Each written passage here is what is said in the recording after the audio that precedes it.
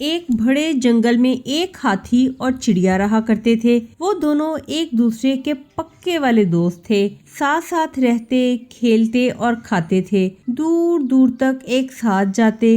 हाथी की दोस्त होने की वजह से टुनटुनी को किसी भी चीज की चिंता नहीं होती थी। वो बड़ी शान से हाथी पर सवार हो जाती थी और हंसते गाते हुए जहां दिल चाहता चली जाती थी। जंगल के सभी पक्षी इनकी दोस्ती को देखकर इशारे में पड़ जाते थे, लेकिन कालू कौवा उनसे बहुत ईर्ष्या करने लगा था। उसे टुनटुनी चिड़िया पर बहुत गुस्सा आता था, लेकिन वो उसका कुछ बिगाड़ नहीं पाता था।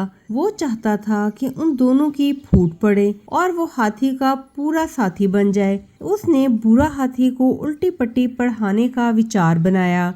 एक दिन वो हाथी से कहता है, हाथी राजा, आप तो विशाल जीव हैं, शक्तिशाली हैं, बुद्धिमान हैं। आपने टुनटुनी को अपना दोस्त क्यों बना लिया?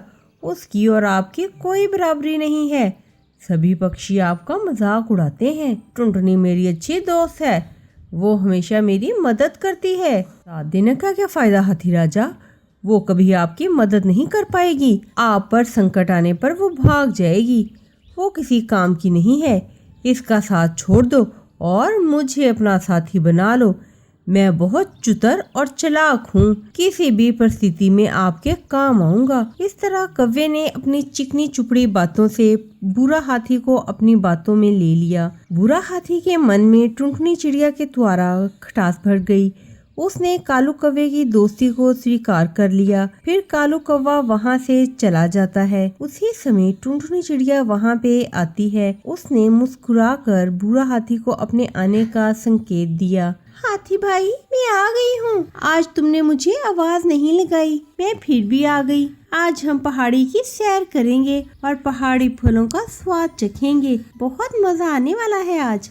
मैं क्या तुम्हारा नौकर हूँ जो तुम्हें सैर कराऊं? जाओ, जाकर अपना काम करो। मैं नहीं जाऊंगा कहीं भी। ये सुनकर टुनटुनी को बहुत बुरा लगता है।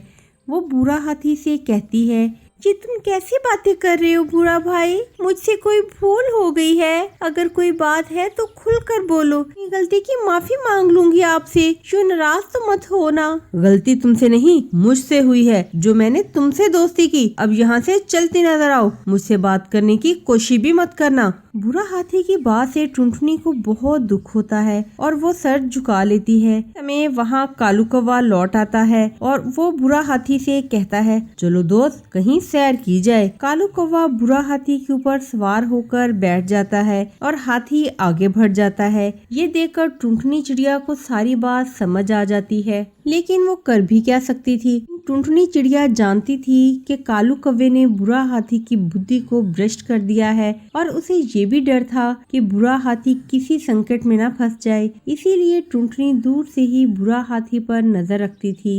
एक दिन बुरा हाथी कालू कौवे को खुद पे बिठाए जंगल में जा रहा था। उसी समय शिकारियों ने हाथी को फंसाने के लिए गड्ढे में जाल लगाया। वो जाल कौवे ने देख लिया और कूदकर अलग हो गया। बुरा हाथी उस गड्ढे के जाल में फंस गया। कालू भाई, मैं तो जाल में फंस गया हूँ, मेरी सहायता करो। मुझे कैसे भी करके इस गड्ढे से बाहर निकालो।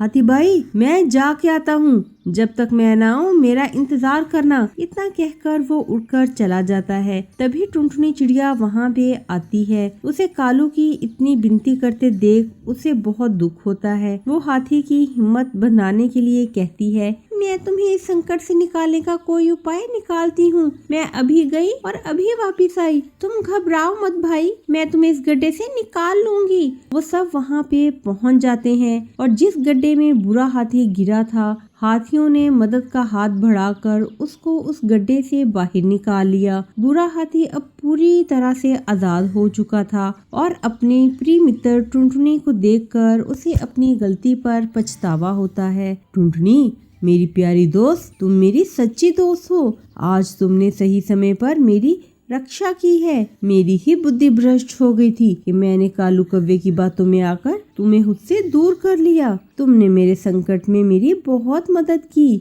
और दोस्ती का सही मतलब भी मेरी समझ में आ गया है। मुझे क्षमा कर दो टुनटुनी। कोई बात नहीं बुरा भाई, दोस्त ही दोस्त के काम आता है। मुझे खुशी है कि मेरा भटका हुआ दोस्त सही रास्ते पे आ गया है और हमारी दोस्ती फिर से परवान चढ़ेगी।